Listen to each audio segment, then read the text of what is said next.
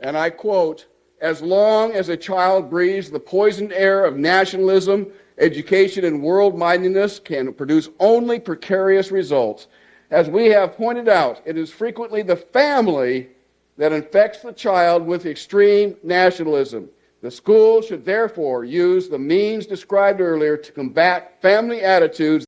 Hey all, happy Monday. And I just found a jewel. So I put a link below to the original, but this is a short, compressed and fascinating talk given at the UN back in the early 1990s. So it tells us pretty much what's happening in the world today, who's responsible over the last few decades to drive the madness that we're suffering at the moment, the attack on nationality, the attack on families. Pretty much everyone is named. So enjoy this and be informed. As various nations and power groups struggle for supremacy over this new world government, and how everybody else in the entire world seems to know what's going on except the American citizens who have been kept in the dark. Now, one of the things that has made me extremely successful, and one in which the New Agers, the globalists, do not want to touch or argue with from the standpoint of trying to prove me wrong, is that I use their own documents against them.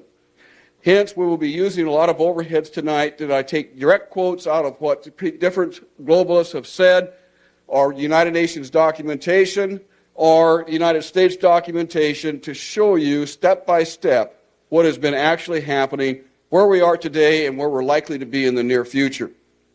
So without further ado, let's go ahead and get started so that we don't go into the wee hours of the morning. And I want to start with something that was happening way back in the creation of the United Nations. The United Nations, when it was sold to the American people back in 1945, we were told basically that there was no intention on the part of any of the leadership in the world to make the United Nations into a world government. Well, that's not true. The following year, Assistant Secretary William Benton made a speech before UNESCO. That was the first year of a UNESCO, in which he said, and I quote, "As long as a child breathes the poisoned air of nationalism, education and world-mindedness can produce only precarious results. As we have pointed out, it is frequently the family that infects the child with extreme nationalism.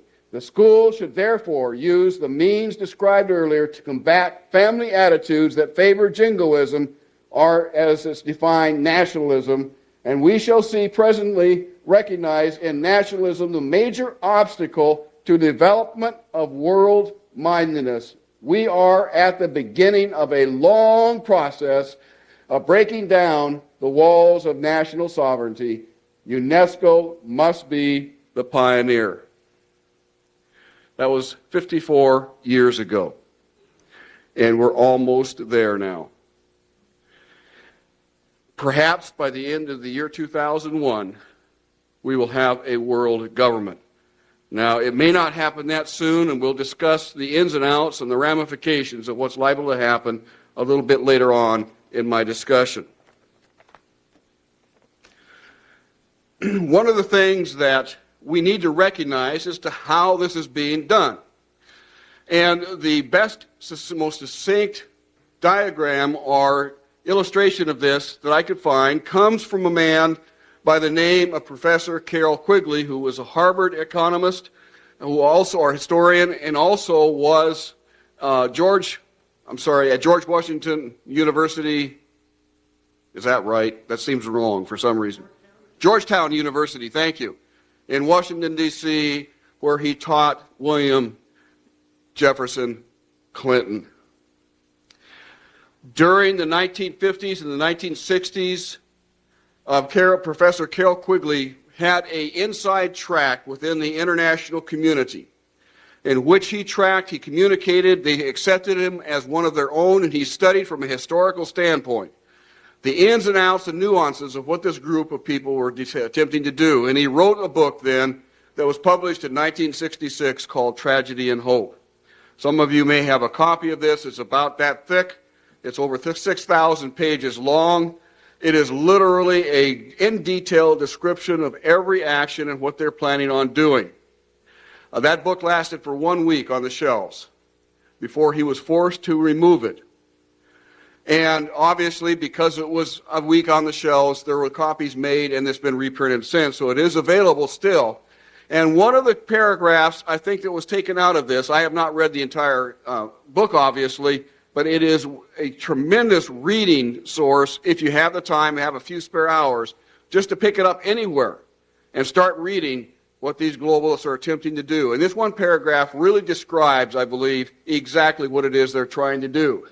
He says that the global elites aim is nothing less than to create a world system of financial control in private hands, to be able to dominate the political system of each country and the economy of the world as a whole. The system was to control in a feudalistic fashion by the central banks of the world acting in concert by secret agreements arrived at frequent private meetings and conferences. And of course, that's still being done today. It's primarily through the financial community, the global financial community, primarily of the United States and Britain, that is advancing this world government, but also all of the European market, the European Union, as we'll see a little bit later on. The Council on Foreign Relations, many people think this is the boogeyman of the secret societies of the globalists. It's not. It's a front group. About 800 people belong to it. Mostly it's a good old boys club. However, there is a core at the center of the Council on Foreign Relations that is very active in promoting world government and is using the whole CFR apparatus, as it were, as a smokescreen. And they publish, usually in their publication called Foreign Affairs, those kinds of thinking that they're ready to institute in the world. And this one happens to be done in 1970, just 3 years after the publication of the Iron Mountain Report, which calls for, if we're going to create a world government, we can no longer use war as a mechanism to cause fear amongst populations and therefore allow us to control the behavior of populations through fear. We have to find an alternative, and the Iron Mountain Report, named after the first meeting held in Iron Mountain, New York, along the Hudson River, and those nuclear bunkers built into the mountainside there, where they actually have defined what it was that they wanted to substitute the threat of war for in order to be able to control populations. And they settled on, in 1967, in their publication called the Iron Mountain Report, the environmental holocaust. In 1970, 3 years after that publication, Foreign Relations began to publish a series of articles describing the ecological holocaust that was facing the world. And in this particular issue, the first issue done by George Kennan to prevent a world disaster, where it sums up in 3 points that the eco-crisis is a global threat so great that it endangers all of life on Earth. In other words, it's going to affect all of us if we don't do something about it. The crisis should be controlled by a partnership. Now, I want you to remember the word partnership, because the partnership is made up as an unholy triad between government and business, and today, non-governmental organizations. At the time this was written, non-governmental organizations did not exist. But now it's the unholy triad or unholy trinity made up of government, specifically the United Nations, business, and non-governmental organizations operating under a central international super agency. Now, this will be a supranational EPA-like organization. You're going to see this. We're going to come back to it several times during the talk tonight, where these globalists want to establish an international EPA-like organization that can control literally every action that every single human being on planet Earth takes, under a central international superagency to regulate the environmental issues. And finally, the new crusade must proceed, at least to some extent, at the expense of the immensely dangerous preoccupations that are now pursued under the heading of national defense. So they are substituting the environmental holocaust for the threat of war. Because lest we solve global warming, ozone depletion, biological diversity destruction, all of these different things, acid rain, We are going to destroy the earth and us along with it. And we are the enemy. For those of you in the audience who are old enough, remember the old cartoon from Pogo, where he used to say on a frequent basis, we have met the enemy and he is us. And this is exactly the plan that these globalists have put forth and has been in operation for the last 30 some odd years. If you're still not convinced, the founder and current leader of the Club of Rome, which in fact is real, despite many years of efforts to try to say that it's nothing but a right-wing conspiracy to discredit the global community, Aurelia Pecci, who actually created the Club of Rome, and it's the inner circle of the global elitists in 1991, stated that while searching for a new enemy to unite us, we came up with the idea that pollution, the threat of global warming, water shortages, famine, and the like would fit the bill. All of these dangers are caused by human intervention. The real enemy then is humanity itself. And as Pogo said, we have met the enemy, and he is us. And of course, this finds its way through international leadership, especially within the Clinton administration. In 1997, Bill Clinton addressed the General Assembly of the United Nations, in which he said that the forces of global integration. Now, what is global integration? Global integration is the process of bringing together the nations of the world into a world government. Now, they call it global governance. And they'll always refer to it as global governance and will adamantly deny that this is world government. But you cannot govern without government. It's impossible. Therefore, what we're seeing being instituted is an absolute totalitarian world government that they're planning for the world. Absolute. You take nothing away from here tonight, realize that we're looking at an absolute totalitarian government that they're trying to establish. We're not going to get into the heart of this. I did that 3 years ago when I was here, get that video, and I go into great detail explaining exactly the type of controls and the lack of controls and the lack of credibility and the lack of accountability to the people of the world that will make this a totalitarian government. So what Bill Clinton is saying, that the forces of global integration are a great tide inexorably wearing away the established order of things. Now, what is the established order of things here in the United States? Is our U.S. Constitution, for instance. Our civil rights.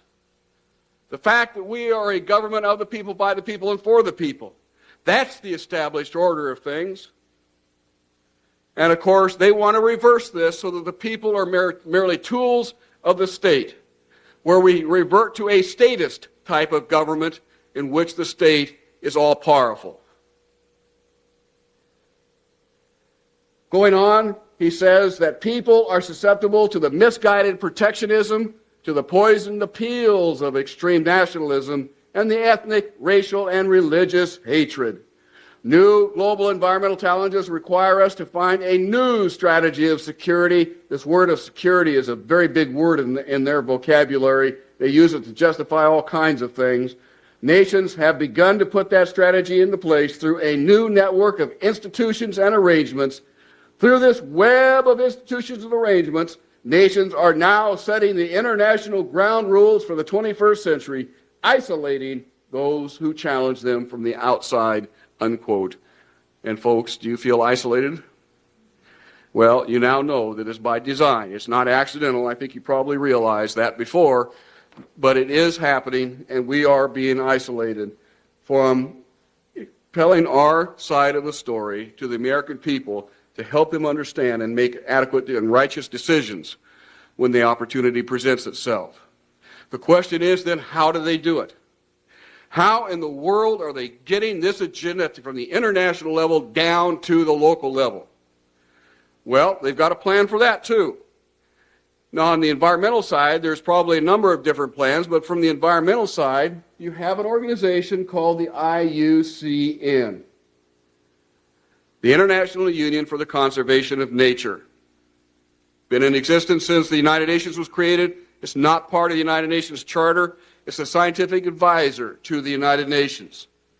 But through the IUCN, such programs as ecosystem management, American Heritage Rivers, the Clean Water Initiative, the Endangered Species Act, and all the rules and regulations of the EPA, U.S. Fish and Wildlife Service, the U.S. Forest Service, the U.S. Park Service, and so forth, are directly related.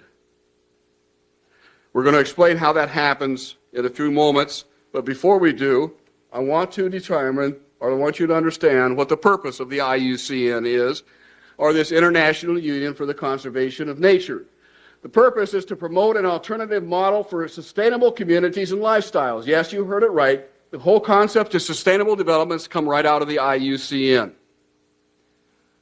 And it's all over America now, based on eco-spiritual practice and wait a minute, now what is eco-spiritual practices and principles? Well, we're about to find out, because it affects you in a very, very negative way. To accelerate, as it says, this transition to a just and sustainable future, the problems that we face in the world today, humanity must undergo a radical change in its attitudes, values, and behavior. In response to this situation, a new global ethics is taking form and is finding its expression in international law. How in the world are they able to get it into international law? Well, you're about to find out. One last thing, these eco-spiritual practices and principles, according to the United IUCN, in a biocentric approach, this is what they call it.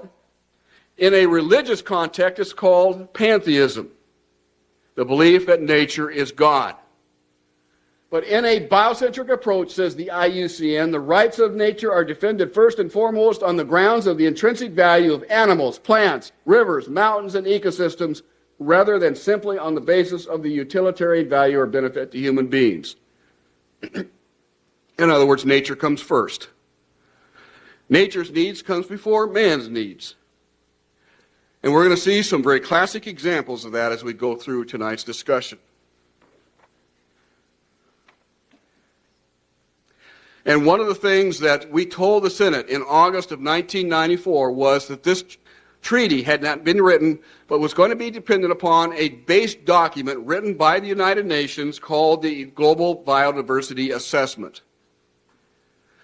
The U.S. Senate called the United Nations and asked for the Global Biodiversity Assessment. It was supposed to be in draft form, only to be told by the United Nations they had no idea what the Senate was asking for. They had not authorized the writing of this document. They had bad information. Go back and ratify our treaty. However, one of our men, there was 4 of us, one of the people knew somebody in New York, that knew somebody in England, that knew somebody in Germany, that knew somebody else, and we finally got a copy. It was the chapter 10 of this document. It was 300 and some odd pages long. The final document in published form is 1,140 pages long. And we scanned this document. We found it to be the most anti-human document that we could possibly imagine. And again, I go into far more detail. If you look up on the previous visit that I made with you, I go into detail with this document. I'm only going to touch on some high points here tonight. But it breaks it up, their view of reality, as it were, into 2 worldviews in the world today. The first worldview is of the Western worldview. That's the one that we live in today. And they say that the Western worldview is characteristic of large-scale societies heavily dependent upon resources brought from considerable distances. It is a worldview that is characterized by the denial of the sacred attributes of nature. Whoa, now wait a minute. Denial of the sacred attributes of nature? This is out of the United Nations documents. It goes on to say, which became firmly established about 2,000 years ago with the Judeo-Christian Islamic religious traditions. To its direct aim at all monotheistic belief systems, especially that of Christianity. This is a United Nations document. It goes on page after page, deriding Christianity as the primary source for all the evils done to the environment today. It does describe its own view of reality as this worldview. They call it the traditional worldview. And it says that the worldview of traditional societies tends to be strikingly different from the modern worldview. They tend to look at and view themselves as members of a community that not only includes other humans, but also plants and animals, as well as rocks. So now rocks are a member of your community that you have to share with. It goes on to say, even worse, people are then members of a community of beings, like human beings, living and non-living. So a rock is now elevated up to the status of a human being, and they're both equal in the eyes of this belief system. Now, many of us in this audience are probably Christians, and I do not want to say that we do not have a stewardship responsibility, because we do. But we should not ever hold up nature as being God, as they have done here, where a rock is equivalent to that of a human being. It concludes in this statement by saying, thus rivers may be viewed as mothers, animals may be treated as kin. Hence, we have the American Heritage Rivers Initiative, initiated by Bill Clinton about 3 years ago. It goes on to say that for most of human existence, traditional societies lived in an ethical paradigm in which nature is valued both in its own right and as for its role in spirituality. In other words, it is God. Traditional societies have considered certain sites as sacred, where most human activities are prohibited. Remember this phrase. Traditional societies have considered certain sites as sacred, where most human activities are prohibited. That is the heart of the Convention on Biological Diversity. Locking up nearly 50% of the land area of the United States is their solution to protecting biological diversity, and we'll talk about that later. The quote goes on by saying, most societies have also considered certain species as sacred, or how these species are incarnations of, or in some ways associated with gods and deities, or how they have magical powers. Reincarnation is a major factor with many of these people. Not all of them, but many of them. Hence, rocks will eventually incarnate into lower life forms, which will incarnate into animals and plants and so forth, which will eventually incarnate or evolve into human beings. Therefore, they have as much right as a human being. That's their logic. And unless you understand this, you will be totally buffaloed or baffled by why they do certain things and why they are so zealous in protecting things of nature. And again, I do not want to denigrate the concept of stewardship and the responsibility that each and every one of us have in protecting and respecting what God has created. This has led then to the Earth Charter. The Earth Charter was created by none other than Maurice Strong, whom we've already talked about, as well as Mikhail Gorbachev, the former premier of the Soviet Union. These two men got together in 1992, took what they believed out of the Earth Summit in Rio de Janeiro, and started to put together this Earth Charter. It was finally released this year in April, on April 15th. Now, the Earth Charter, according to Maurice Strong and Mikhail Gorbachev, in their writings, they say that a consensus has developed that the Earth Charter should be the articulation of a spiritual vision that reflects universal spiritual values, including but not limited to ethical values. A people's charter that serves as a universal code of conduct. Remember that. This is universal. Every one of us is going to have to ascribe to this particular concept. Universal code of conduct for ordinary citizens, educators, business executives, scientists, religious leaders, even the pastors of Christian churches will have to accept this new earth-based ethic called the Earth Charter. Going on, Mikhail Gorbachev and Maurice Strong say that the Earth Charter Initiative reflects the conviction that a radical change in humanity's attitudes and values is essential to achieve social, economic, and ecological well-being in the 21st century. The Commission plans to circulate the final version of the Charter as a People's Treaty beginning in mid-1998. The Charter will be submitted to the United Nations General Assembly in the year 2000, which has been done. They are now considering the Earth Charter for ratification. And there is a treaty that's awaiting in the wings of the IUCN called the Covenant on the Environment and Development, that as soon as the United Nations accepts the Earth Charter, will be brought out as an international treaty for the nations to sign, that will put into legal force the various provisions of this particular creed. This has real-world ramifications. The Bureau of Land Management, of which California has much, most of the eastern United States does not have any Bureau of Land Management land, but the western half of the United States does. In fact, the Bureau of Land Management controls most of western land. They came out in 1994, in March 30th of 94, with a plan called the Ecosystem Management. And in the chapter called the Human Dimensions in Ecosystem Management, the objective and purpose of that particular chapter states that all ecosystem management activities should consider human beings as a biological resource. In other words, you and I are nothing more than biological resources for these elite people in the Bureau of Land Management to manage. We have no more value than the rocks and the trees that they also manage. This right out of a government document. And needless to say, we took this to the U.S. Congress, and it's created quite a stir back in 1994. That language is no longer in there. The very fact that it was shows the mentality of these people.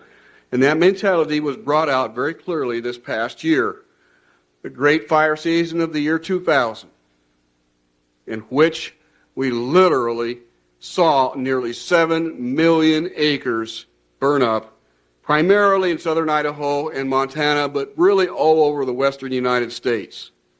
It was a bad fire year.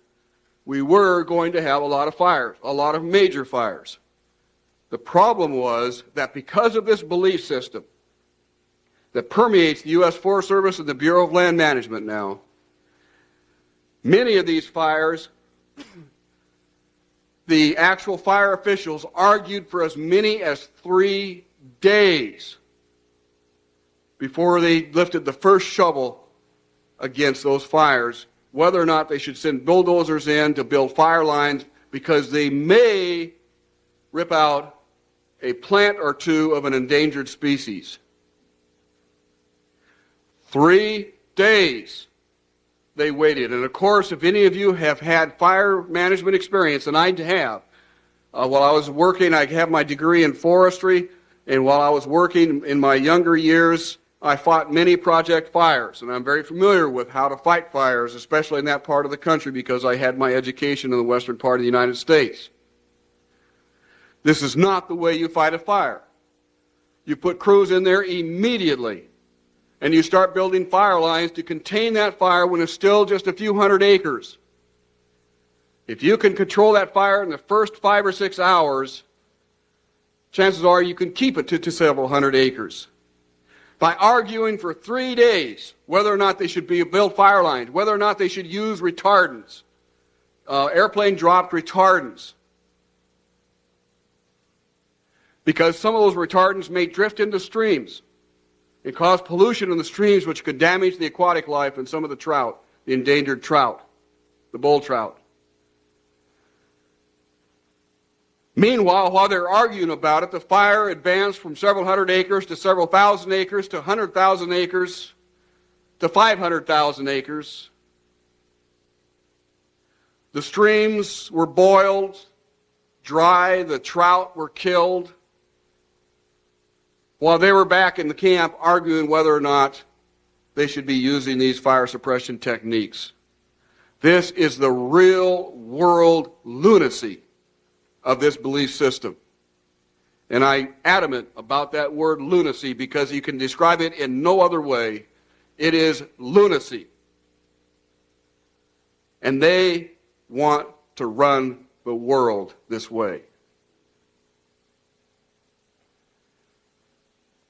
We have to stop them. It means the demise of civilization as we know it. It's not hard to imagine that if you believe that humans are the cause of all the Earth's problems, that we're overpopulated. And indeed, this document, the Global Biodiversity Assessment, states that the population growth has exceeded the capacity of the Earth's biosphere to support us. They give 2 solutions. and only two, to this problem. The first is that it's estimated that an agricultural world in which most human beings are peasants should be able to support 5 to 7 billion people. Well, folks, we have 6 billion people right now. That means all of us in this room, or nearly all of us in this room, are going to have to become agrarian peasants if we use this solution. Do you want to become an agrarian peasant? Do you want to live in a metal shack someplace with a dirt floor, maybe a bed or two? You want to have them tell you how many kids you can have?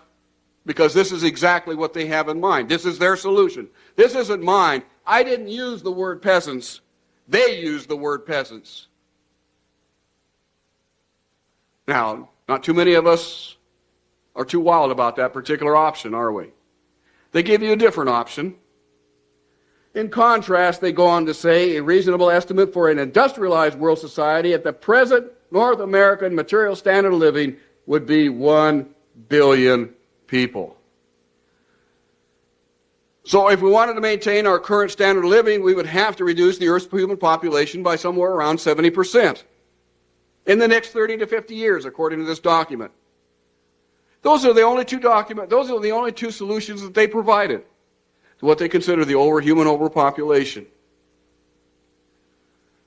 A reduction in the Earth's human population by about 70%. So 70% of us, or 7 out of 10 of us in this room, would have to offer ourselves up on the altar of nature in order to save planet Earth.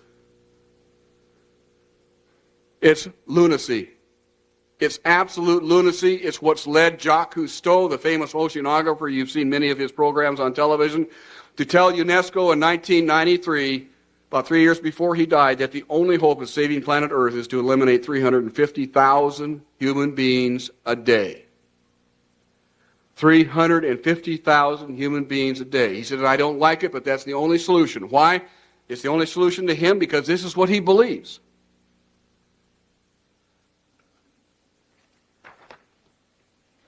Now, the United Nations was wise enough not to put in a method of how they're going to eliminate 70% of the Earth's human population in the next 30 to 50 years.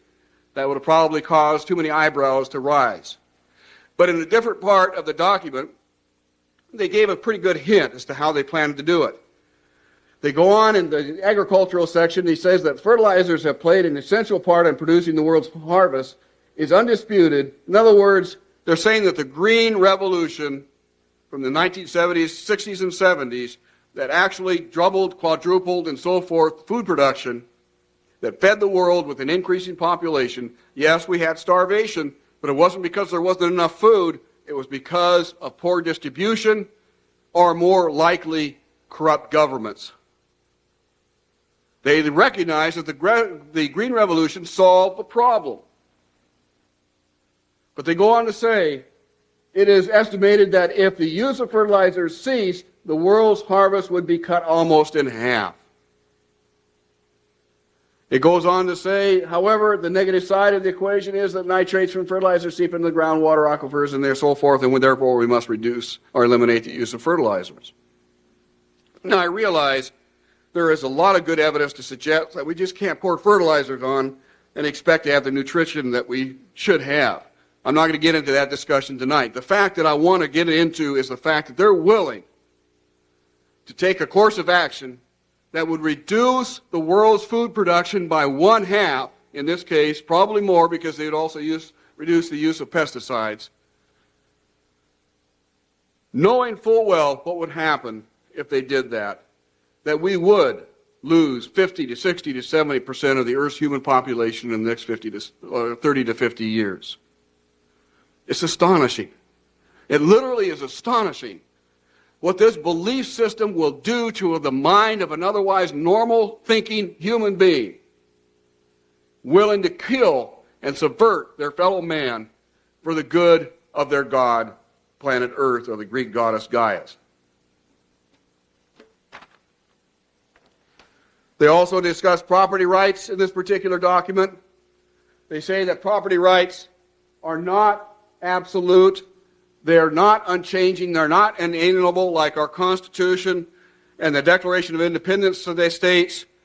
Rather, they are a complex, dynamic, and shifting relationship between two or more parties over space or time. In other words, whether whatever the United Nations says they are, whenever the United Nations wants to change the definition. You can continue to pay the taxes, but the United Nations is going to be able to tell you what you can and cannot do. This was reaffirmed as I was on the evening of the 29th of September 1994. We had gotten this document FedEx to us. I'll explain how in a little while. We had this document explained to, or FedEx to us, Chapter 10, and we divided up the responsibility as who's going to read what. And I was reading very fast in this document, highlighting things I wanted the U.S. Senate to see. And I came across this statement right here. Property rights can still be allocated to the environmental public good, but in this case, they should be restricted to usufructual or usufructual? What in the world is usufructual? I had no idea. I thought it was a swear word. I had to go look it up in my dictionary, and the dictionary I used was the 1956 Collegiate Dictionary, Webster Dictionary. Shows you how old I am. And in that dictionary, I was stunned to read that the concept, it's not that way it's written, it's very much softened in today's dictionaries.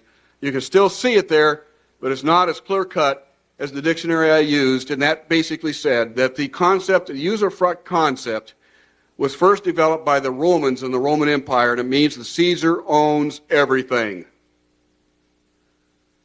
And he allocates out by right and privilege to those whom he wants the right to grow crops, the right to build a home, the right to build a business, whatever it is that these people want to do. You have to kowtow, you have to grovel before the local governor in order to be able to do that, because he holds all the property rights. That'll do it, folks. Straight from the horse's mouth, so to speak.